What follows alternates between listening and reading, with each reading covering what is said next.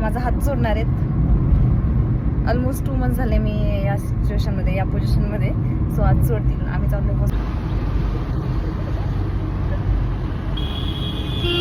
काय दिसते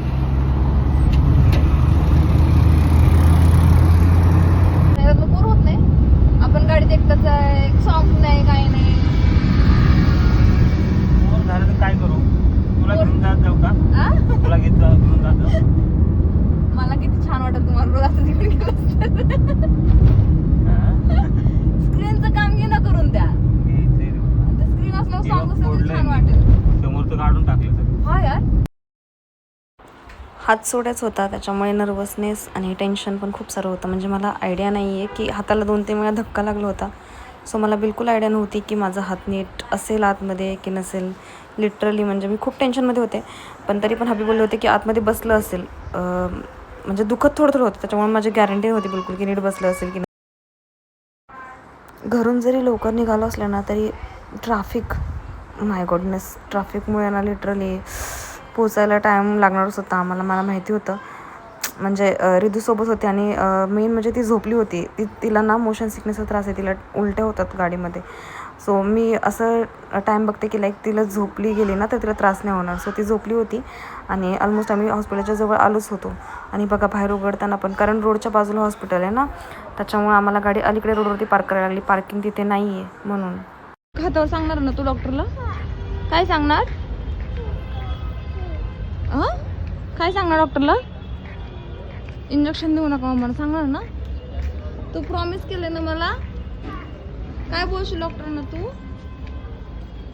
काय बोलशील प्रिन्सेस? इकडे बघ. आई हिरो, काय बोलशील डॉक्टरांना तू? मम्माला इंजेक्शन देऊ नका प्लीज. काय बोलणार? प्लीज मम्माला इंजेक्शन नका देऊ, हो ना? जेव्हा आम्ही गेलो तेव्हा डॉक्टर आले नव्हते. म्हणजे लाईक सगळे पेशंट्स वेट करत थांबले होते. आम्ही पण नंबर लावला होता.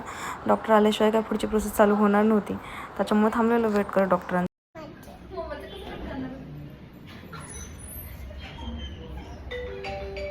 डॉक्टरांना रिक्वेस्ट करा.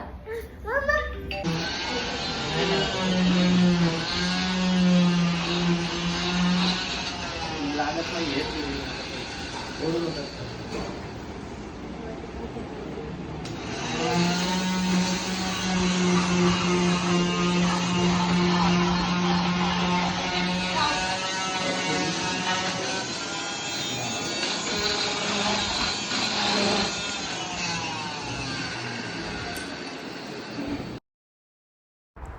मशीनने कट करताना ना फुल व्हायब्रेशन्स होते. आणि नंतर ते कट झाल्यानंतर ते ह्यानं काढत होते. ते बघताय ना तुम्ही, त्याने काढत होते. तर तुम्ही बघितलं असेल व्हिडिओमध्ये की माझ्यापेक्षा जास्त ना रिद्धू घाबरली होती. म्हणजे तिला असं समजत नव्हतं. ती मोबाईल लावून दिलेलं पण ती मोबाईल नव्हती बघत. ती मम्माकडे बघत होती की हे लोक मम्माला नक्की करतायत काय. तिच्या चेहऱ्यावरचे टेन्शन्स बघा, माझ्यापेक्षा तुम्हाला जास्त दिसतील. आणि हाताची हालत बघितली कसली झाली डेंजर. ती स्किन बघितली का, पूर्ण डेड स्किन झाली होती. लिटरली हाताच्या स्किनसोबत ना ती स्किन मॅचसुद्धा करत नव्हती. म्हणजे बघून असं वाटत होतं ओ माय गॉड, म्हणजे लाईक माझी स्किन बिलकुलच नाही. आणि ती रब केली नक्की निघत होती कारण ती डेड झाली होती. आणि हात काढलं वाटलं नव्हतं की पेन करेल, पण भयानक दुखत होता. म्हणजे असं वाटत होतं यार उगीच हे प्लास्टर काढलं, ते होतं ते बरं होतं. तेव्हा हाताला सपोर्ट होता. एक्सरे तरी काढला आहे, पण हाताची हालत बघितली काय झाली. ऑलमोस्ट 2 मंथ्स त्याच्यामध्ये ओळखूनच नाही ते माझा हात आहे म्हणून. जेव्हा डॉक्टरांना कन्सल्ट केलं ना तेव्हा डॉक्टरांनी पण हेच सांगितलं की ऑपरेशन करून पण एवढाच हात बसला असता. त्यांच्या परीनं त्यांनी व्यवस्थित बसवून दिलं आहे. पण हाडाचा एक तुकडा पडला आहे तांदळा एवढा. म्हणजे ते ऑपरेशन करून पण ते स्क्रू टाकून किंवा प्लेट टाकून तो तुकडा बसणारा नाही आहे.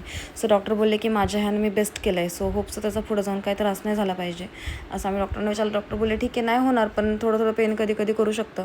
मग ठीक आहे म्हटलं. आता काय ऑप्शन नव्हता ऑपरेशनपेक्षा, तर ते त्यांनी ओढून बसवलेलं ते कधी बेटरच होतं.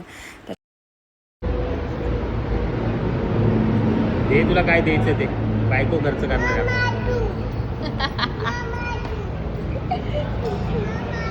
अरे बच्चा काय होय? ज्यूस कोणता ज्यूस? फ्रुटी घ्यायची का माझा घ्यायचा? माझा घेऊया आपण. सो हा होता हा मिनी ब्लॉग. सगळ्यांना आवडला असेल होप सो. म्हणजे असं काही एक्साइटमेंट नव्हती त्याच्यामध्ये, बट तरी पण व्हिडिओला लाईक करायला विसरू नका. थँक्यू.